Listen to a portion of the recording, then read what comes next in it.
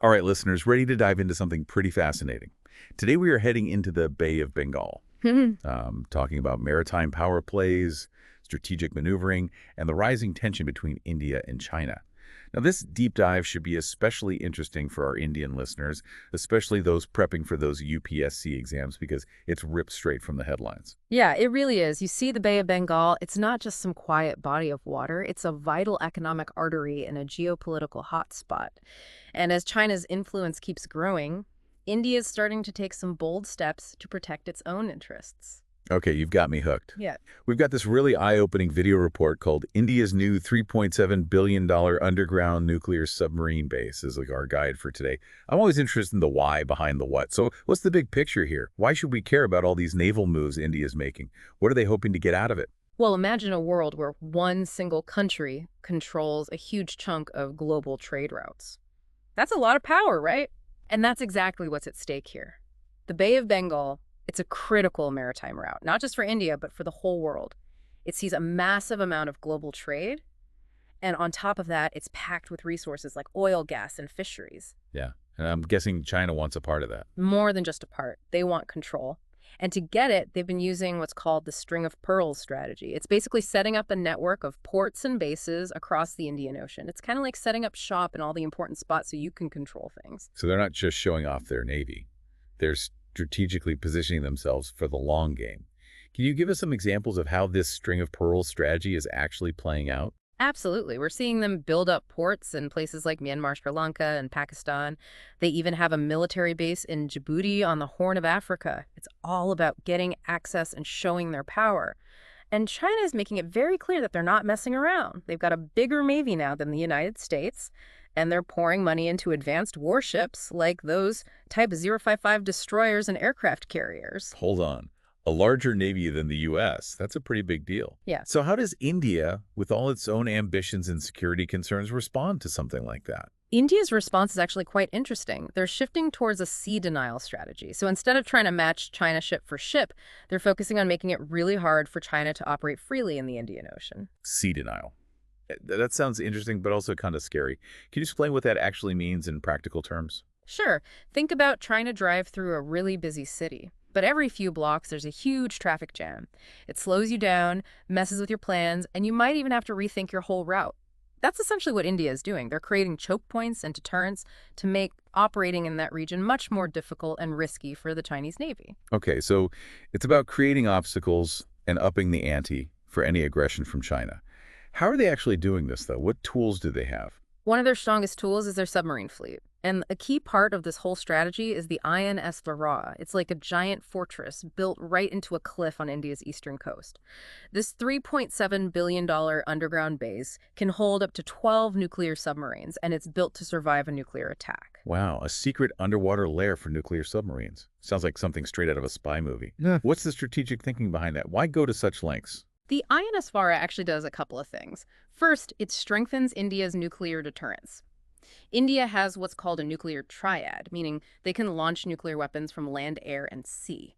This makes it super difficult for an enemy to take out all their nukes in a first strike, guaranteeing they can retaliate. The INS Varsha, with all those nuclear submarines, makes their sea-based deterrent even stronger. So it's like an insurance policy against nuclear threats, making sure India can always hit back. It definitely makes any potential attacker think twice. Exactly. But it's not just about retaliation. It's about power projection. With nuclear submarines hidden in the Indian Ocean, India can keep tabs on what China's doing and signal that they're ready to defend their interests. I know a little bit about India's history of developing their own technology, but building a nuclear submarine is a huge accomplishment. What can you tell me about their flagship sub, the INS Ariane? The INS Ariane. It's the first nuclear ballistic missile submarine that India built entirely on its own, and it really shows how much their tech has advanced. This sub can launch K-4 missiles that have a range of 3,500 kilometers. That puts China's Hainan Island, which is a major Chinese naval base, well within reach. So they're not just playing defense. They're developing the ability to strike deep inside enemy territory. Exactly. But keep in mind that developing such advanced technology comes with its challenges. Remember the 2017 incident on the INS Ariane when it flooded? It just shows how complex it is to build and maintain these sophisticated systems. But it also highlighted how dedicated and skilled the engineers and crew are because they fix the problem quickly. It's amazing how a small incident like that can show the human element behind these huge technological projects. I bet this setback hasn't slowed down India's submarine program, though, has it? Not one bit. They're going full speed ahead with plans to build a whole fleet of these nuclear-powered giants, including the S-5 and Project 77 class submarines. This commitment to expanding their underwater capabilities really speaks to their long-term strategic goals. Okay, so we've got this high-tech underwater base, a growing fleet of nuclear submarines. What other strategic assets are they using? Well, geographically speaking, the Andaman and Nicobar Islands are really important. They're located near the Malacca Strait, and they give India a forward operating base. It's almost like an unsinkable aircraft carrier right in the heart of the Indian Ocean. So it's all about location, location, location. These islands give them a strategic edge, allowing them to monitor maritime traffic and project power at a crucial choke point. Exactly. And they're not just sitting on these islands, they're actively developing them. For example, they're building the INS Varsha, which is a third runway that can handle bigger aircraft like the P-8 Poseidon submarine hunter. So they're building up their surveillance capabilities and creating a layered defense strategy. But it's not just about military might, right? I've heard about India's Act East policy, and it seems like a key part of how they're responding to China. You're right, it's not just about the military. The Act East policy is all about building partnerships and alliances with countries in Southeast Asia, strengthening economic ties, and promoting regional stability. It's all a way to counter China's growing influence. Ah, so it's about building a network of countries who share India's concerns about China's ambitions. Makes sense. How does that actually work in practice, though? Well, one example is the BrahMos supersonic cruise missile. It's a joint project between India and Russia. It's one of the fastest and deadliest missiles in the world, and India has been providing them to countries like the Philippines and Vietnam. So they're not just building up their own defenses, they're helping arm other nations in the region who are also wary of China's actions. That's a pretty bold move. It is. And it shows that India is willing to take a more active role in regional security.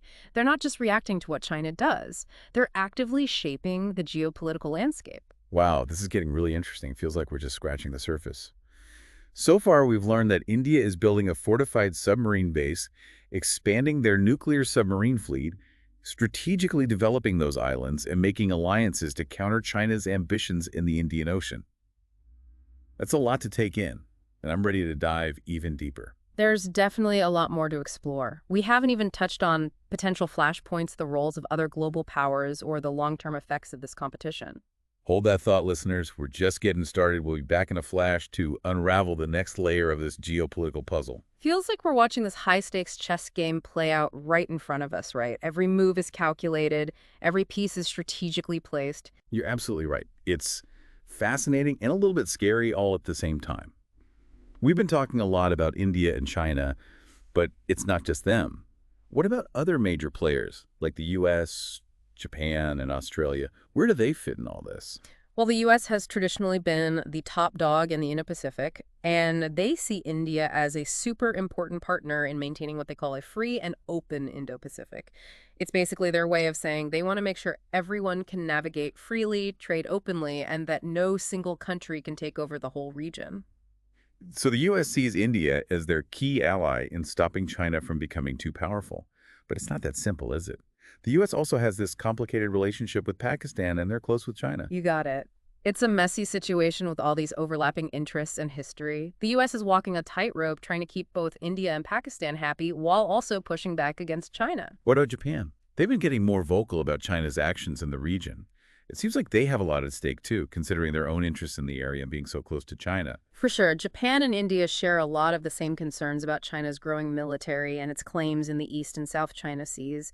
They've been working together more on defense, holding joint naval exercises, and even partnering on projects in places like Sri Lanka and the Maldives. It's a partnership that's definitely evolving. And we can't forget Australia. They're practically neighbors with Southeast Asia, and they've been warning everyone about China militarizing the South China Sea for years. Where do they fit in? Australia is a key piece of this puzzle. They're part of this group called the Quad, which includes the US, India, Japan, and Australia. It's basically an informal group where these four democracies talk about security and economic issues in the Indo-Pacific. A lot of people see it as a way to stand up to China together, although they're very careful not to call it an anti-China alliance. So it's not just military alliances, it's about economic cooperation and diplomacy, too. It seems like every country is trying to figure out where they stand in all of this. That's it, exactly. It's a constantly changing situation. You have countries like Vietnam and the Philippines who are right on the front lines facing pressure from China in the South China Sea. They're looking to get closer to India and the US. Then you have countries like Bangladesh and Sri Lanka who are trying to play both sides, often using one against the other to get economic benefits. Sounds like a tough balancing act, especially for those smaller countries caught in the middle. But let's get back to the Bay of Bengal. We've talked about all these global players, but what makes this specific area so important? Think of the Bay of Bengal like the center square on a chessboard. It's surrounded by some of the most populated countries in the world, including India, Bangladesh, Myanmar, and Sri Lanka. Plus, it's a major trade route that connects Southeast Asia to the Middle East and Europe. Whoever controls the Bay of Bengal has a huge economic and strategic advantage. So it's about controlling resources, trade routes, and projecting power in a region that's quickly becoming the center of global growth and competition. Sounds like this rivalry at sea is only going to get more intense. I think you're right. We'll probably see both India and China continue to build up their navies, develop even more advanced weapons, and maybe even get more aggressive. The question is, can they compete without things getting out of control? That's the big question, isn't it? What could trigger a conflict? I mean, both India and China have nuclear weapons, so the stakes are incredibly high. There are a few things to keep an eye on. The border disputes between India and China, especially in the Himalayas, are a big concern. If things escalate there, it could easily spill over into the sea. Right. Those border clashes have been in the news a lot. Yeah. It's a situation that could explode into a much bigger conflict. Uh-huh. And then there's Taiwan, which is a major issue for China.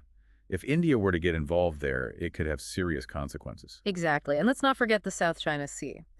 If China starts trying to enforce its claims there more aggressively, India might feel like they have to push back along with countries like the US, Japan, and Australia. So there are a lot of potential problems. A lot of ways things could escalate quickly. Sounds pretty tense. But with all this talk about military buildups and conflict, it's easy to forget about the human cost of this rivalry. What does it all mean for the people who live in these countries, for the everyday citizens caught in the middle? That's a really important point, and it's often forgotten when we talk about strategy. For the people of India, this naval buildup means more security, but it also changes their country's priorities. Resources are going towards defense, which means less money for things like education, healthcare, and social programs. It's a trade-off that every country dealing with a security threat has to make. And for China, being so aggressive overseas has risks too.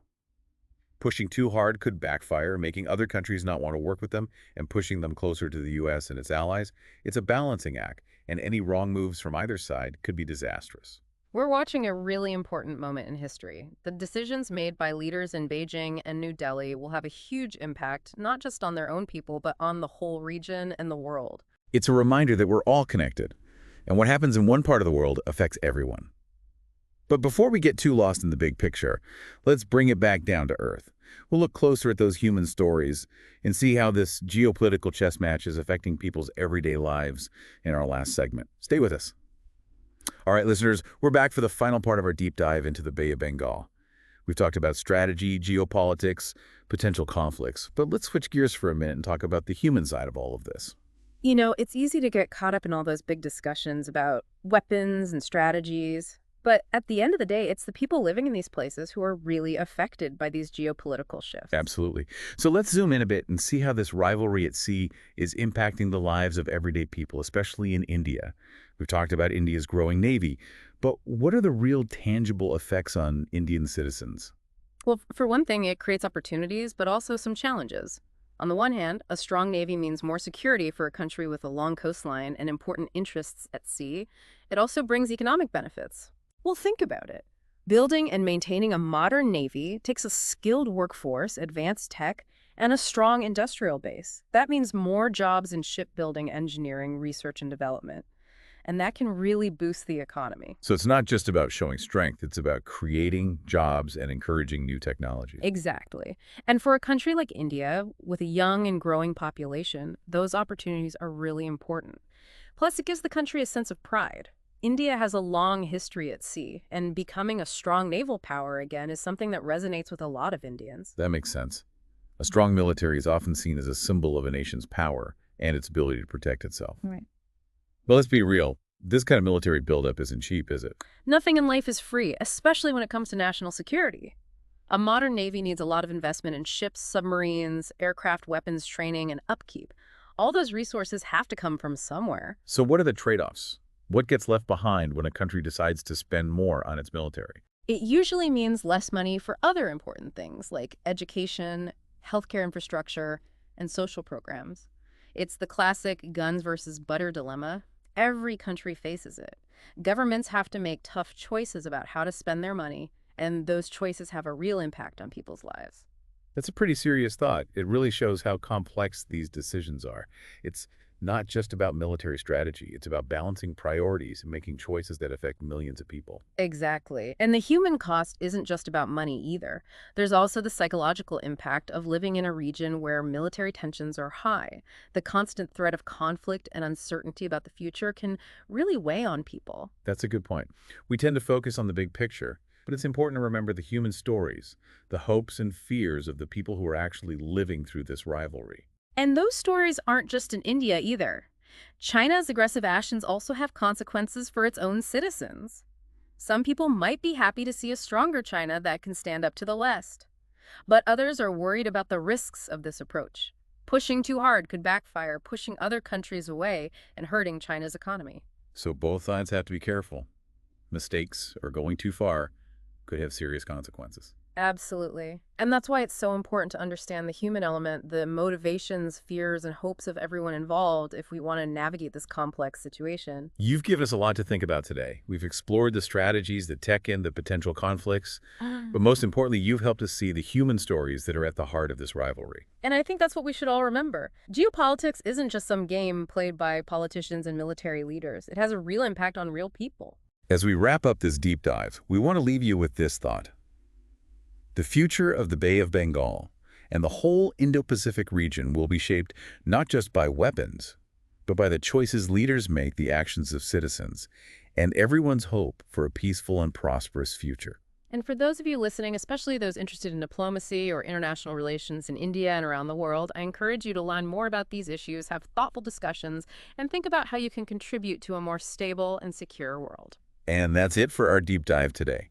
We hope you found it informative and interesting. If you did, please like, subscribe, and share this episode with your friends.